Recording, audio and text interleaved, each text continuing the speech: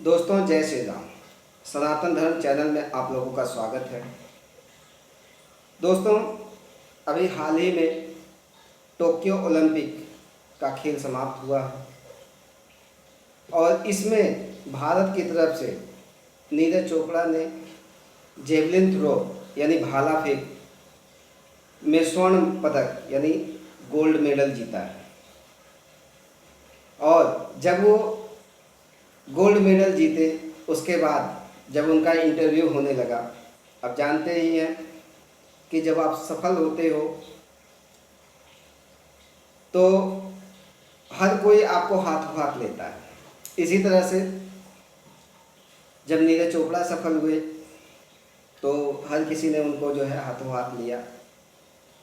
और जब आप संघर्ष की सीढ़ी चढ़ते हो, संघर्ष करते हो, तो शायद ही आपको कोई पूछता है। खैर छोड़ो ये सब चीज़ें। मैं बात कर रहा हूँ नीरज चोपड़ा के उस कथन की जिसमें उन्होंने उन लोगों की आंखें खोल दी जो कहते हैं कि भाषा ही काबिलियत रखती है। जब नीरज चोपड़ा से सफल होने के बाद यानी गोल्ड मेडल जीतने के बाद ओलंपिक में उनसे अंग्रेजी में जो है कि सवाल पूछा गया तो उन्होंने कहा कि भाई हिंदी में बोल ले भाई।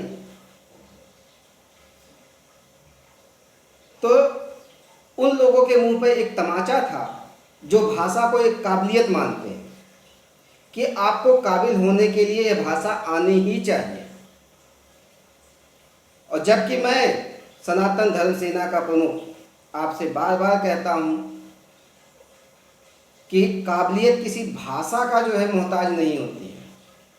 अगर आपके अंदर काबिलियत है तो कहीं पर भी आप अपनी झंडा गाड़ सकते हो जिसमें आपने जो है प्रण कर रखा है कि इस क्षेत्र में मुझे सफल होना है। भाषा, जिस अंग्रेजी भाषा के पीछे आप भाग रहे हो वह केवल आपको अपना एजेंट बनाती है। आप अंग्रेजी भाषा में मेडिकल की पढ़ाई करते हो यानी मेडिकल के एजेंट बन गए। आप अंग्रेजी भाषा में इंजीनियरिंग की पढ़ाई करते हो यानी जो है इंजीनियर उसके एजेंट बन गए। सीमेंट बेचने का, सरिया बेचने का, इस तरह से ये होगा उस तरह से होगा, क्या है, एजेंट ही तो हो। इसी तरह से आप अंग्रेजी भाषा में पढ़कर यूपीएससी का एग्जाम अगर करेक्ट कर लेते हो तो उसके एजेंट हो गए। काबिल नहीं बने, आप एजेंट बने। और भाषा, बार बार मैं कह रहा हूं कि अगर दूसरे की भाषा है तो आप दूसरे के एजेंट हो, आपकी भाषा है तो आप अपने मालिक हो। यानी आज भी भारत पे अगर कोई शासन कर रहा है तो कौन कर रहा है? जिसकी भाषा आप बोल रहे हो वो शासन कर रहा है। जो अंग्रेजी बोलने वाले लोग शासन कर रहे हैं यहाँ पे वो आपके शासक हैं।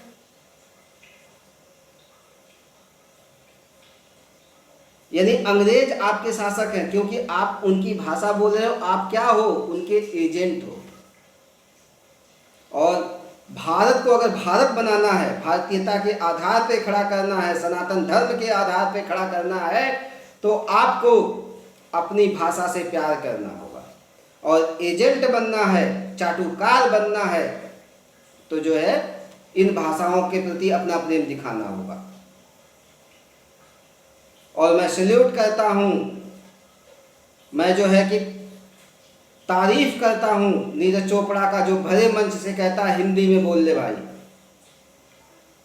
यानी वो अपनी काबिलियत को दिखाता है कि मुझे इस अंग्रेजी से प्यार नहीं है, मुझे जो है अपने गेम से प्यार है, अपनी काबिलियत से प्यार है।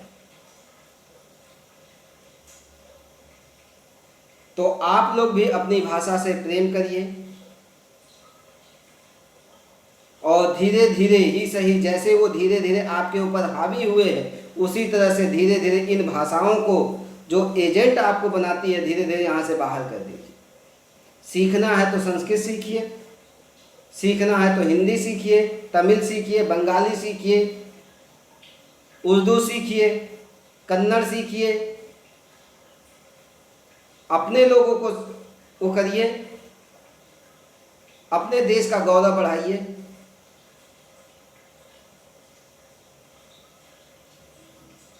आपको यह जानना होगा कि आप भारत में रहते हो, सनातन धर्म के देश में रहते हो, तो सनातन धर्म से संबंधित चीज़ें आपको करनी होगी, आपको अपनी जिम्मेदारी समझनी होगी।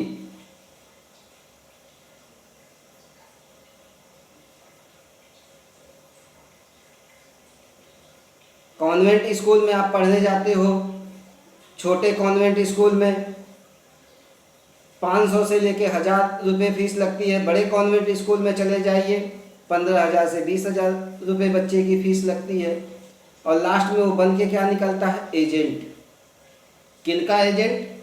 जाहिर सी बात है, अंग्रेजी भाषा में सब कुछ पढ़ रहे हो तो अंग्रेजों का एजेंट बन के निकलोगे, उनकी भाषा बोलोगे, उनका सब कुछ जो है कि बेचोगे, उनका पिज़्ज़ा बर्गर खाओगे, उनकी संस्कृति को अपने यहाँ लेकर आओगे, सब कुछ उनका करोगे।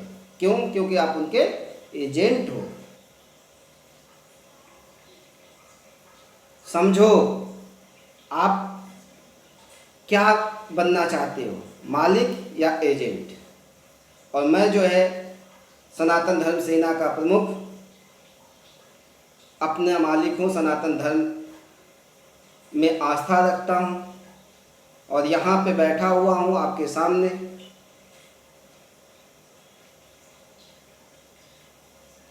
मैं किसी का एजेंट नहीं हूँ, ये मैं गर्व से कहता हूँ। मिलता हूँ आप लोगों से अगली वीडियो में एक नए मुद्दे के साथ में, नई चीज़ों के साथ में। अभी मैं बहुत छोटे छोटे मुद्दों को उठा रहा हूँ, आगे चल के जो है बहुत गंभीरता से हर मुद्दे पे चर्चा होगी।